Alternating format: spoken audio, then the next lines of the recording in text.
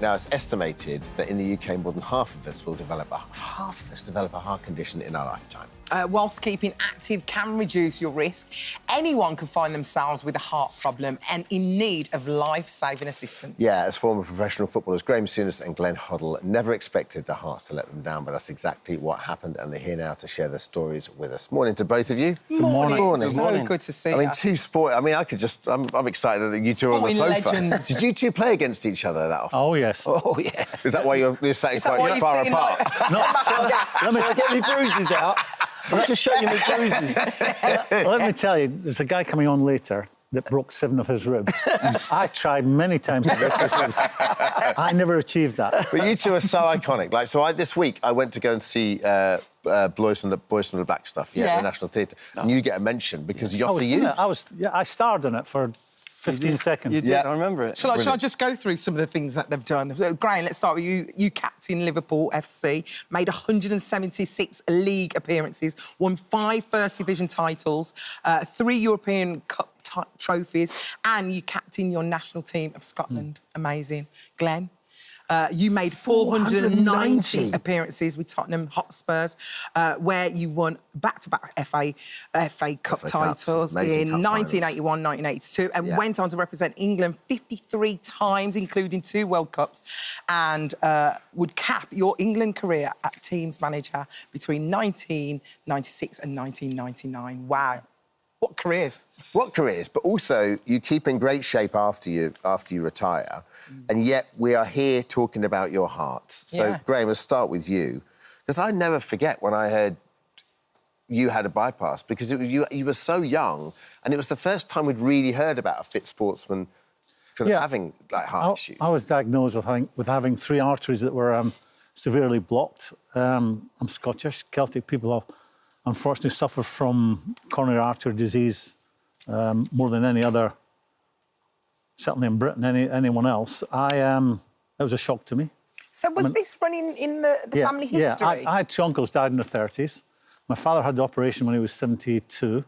But it was still a shock at 38. You know, I'm 30, I was manager of Liverpool. I was doing everything the players were doing, except playing on a Saturday afternoon. Yeah. I actually had the bug of, when I finished playing, I couldn't stay out of a gym. You know, I was going in the gym sometimes three times a day, if not 3, certainly twice a day. Yeah. So for me to be diagnosed with that was a shock. And this is a really scary part. For anyone watching this who may run marathons, who play squash or paddle tennis or are really, really fit, go to the gym every day, there could be something going on in your body that you need to get looked at. Family history is a big indicator. High blood pressure, cholesterol levels, they're things you must get checked out. I mean, you have a young lady working here who I spoke to her 2 days about what we're going to say today on what we're going to talk about. Her father runs marathons. He's been diagnosed with a dangerous level of the wrong cholesterol. So you've got to get it checked out, even if you think you're super fit. Did you feel any when you were? No. You didn't know symptoms at all? No signs? Nothing. So you just went to the doctor to get a checkup because you knew it was in the... I was struggling to sleep. Yeah.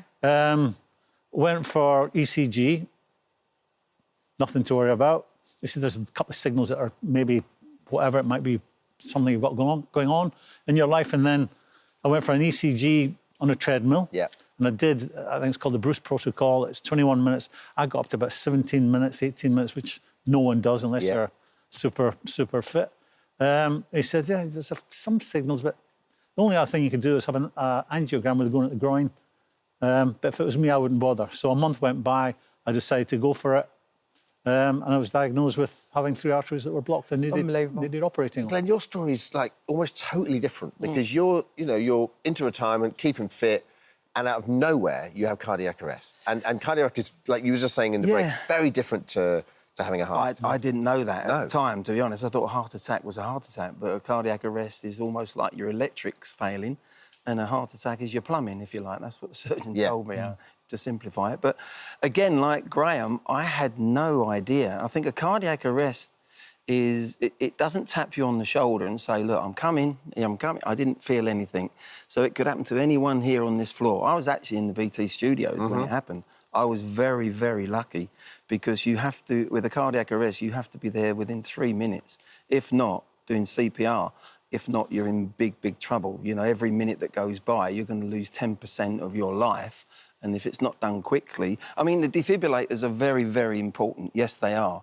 But the CPR is what's needed instantly, and that's what I got from Simon, who's going to join us later. Yes, let's talk about Simon, because you would not be here if it wasn't for this man. Simon coming in, because he's a sound engineer, and he was actually working the day that you were there.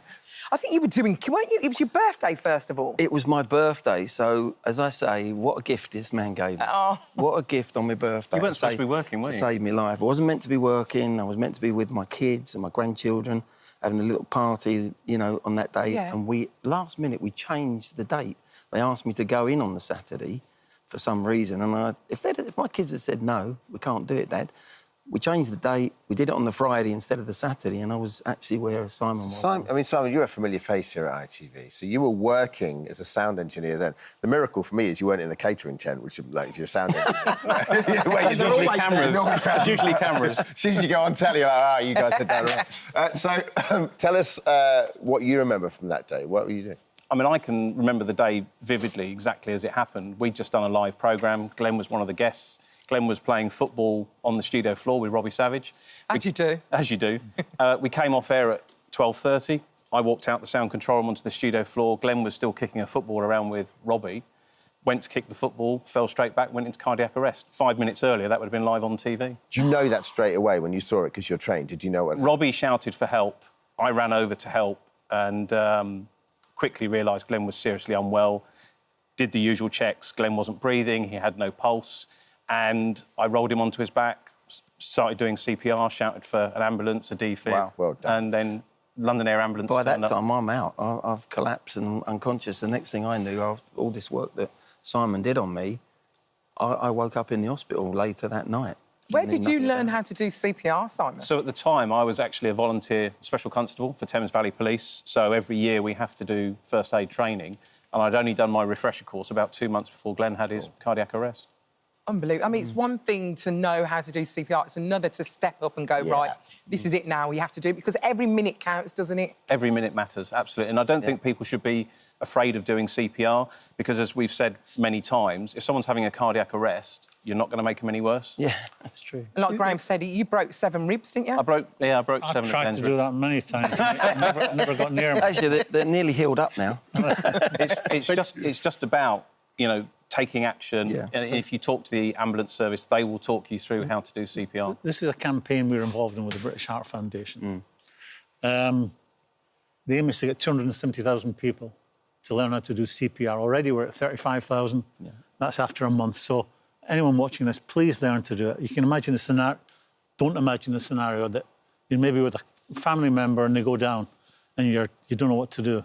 And that time that you're hesitating, that not every minute counts, every second counts. Yeah. It does, yeah. You know, his story about getting into him and fiercely going after him with pressure and breaking his ribs, you know, he was dead. He ain't going to hurt him anymore. He was dead. So every second, it's not, we talk about every minute, but every second counts. And you can learn to do this in 15 minutes. Go to Google British Heart Foundation Reviver, and that'll take you through the process. All you need is a cushion to practice on. Yeah. And just listen to it carefully. And within 15 minutes, you could be in a position that further down the road, you could possibly save someone's life. It's so important. There's 30,000 out of hospital cardiac arrests every single year, and currently only 1 in 10 survive.